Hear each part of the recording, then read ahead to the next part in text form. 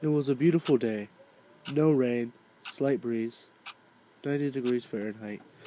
My son Johnny wanted to play with his friend George at the park, so I told him to get dressed. While he was getting dressed, I made him a turkey sandwich for when they got hungry. So we hopped into the car and we drove to the park. When we got there, it had a bunch of kids. Most of them looked to be about Johnny's age. He is 6. We looked for George. Then we saw him sitting on a bench on the other side of the park. So then we walked over to him and they went to the playground. Then I looked down at my watch to see what time it was. It was 10:47 a.m. Then I looked back up at the playground and I saw a strange man in a clown's costume with his hands covering his face. Then he pushed him to the side to reveal his pale face. He had gray-lined eyes, a long smile that went practically across his entire face, pointed nose, and a scar that went diagonally across his face. He mouthed the words, "Peekaboo." Then I blinked and he was gone. I just dismissed the fact. It was just my imagination, a daydream. I do daydream a lot. I looked down at my watch, and somehow it was 11:33 a.m. Johnny came over to me and said he wanted to go home now. "But Johnny," I started, "you haven't even eaten your..." I looked down at the sandwiches, and they were gone. "Okay, let's go home." The rest of the day went by pretty fast. We watched TV and ate dinner. I put Johnny to bed and fell asleep. After about an hour of sleeping, I woke up to a sudden clash. I got out of bed and ran to the front room. I saw a picture on the ground. I picked it up, and it was a picture of Johnny. There was a knife slash through the picture where his face is. It went diagonally across his face. I called the police and figured out there was a window open. A police officer came to me and said what happened was some killer leave symbols stating that they were there. So he cut the picture and tried to hang it back up, and after that he was going to kill my son. But the picture fell, and he heard me get out of bed, so he hurried out the window. He told me that they could find any real trace of anyone being here, but he said they will have a police officer checking up on us. The next week was pretty normal, nothing out of the ordinary, so the police officer told us that no one will be attacking us anymore. He said if something did happen, to call them.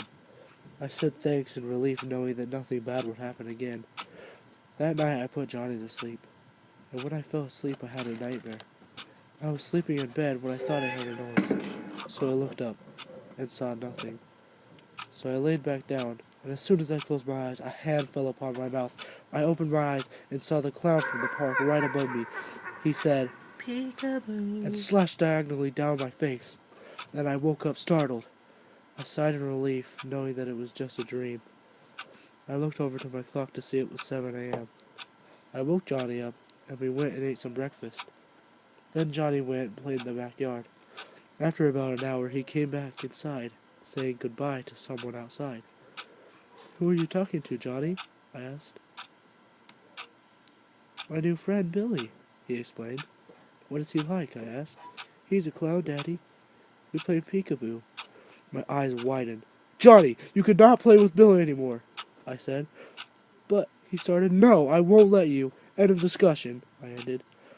I looked out the window. It was the clown. "Johnny, go play in your room." I looked out the window again, and he mouthed the words, "Peekaboo," this time more mad. I blinked and again he disappeared. That night I locked the doors and the windows. Then I put Johnny to sleep. I went into my room and fell asleep. I woke up to a scream. I grabbed a pocket knife from my drawer and ran into Johnny's room. All I saw was Johnny sleeping peacefully under his blanket. So I started walking back into my room, and out of the corner of my eye, I saw something fall from the ceiling. I looked up to see Johnny on the ceiling with a knife through his neck, piercing the ceiling. Same done to his ankles. He had a huge slash across his face. You could see his skull through the slash, and where his mouth is you could see his teeth under his slashed gums. My boy was nailed to the ceiling dead, and I couldn't even help him. I fell to my knees and started to cry. Then I looked at my son's bed, and the clown pulled down the covers. I suddenly heard silence wailing. He looked right at me and yelled, "Peekaboo!" Then he disappeared into the air. The cops burst through the door and saw me in my son's room, with my son on the ceiling, me holding a knife. I am currently in prison, recording about my life. I can still hear that voice in my head. Peekaboo.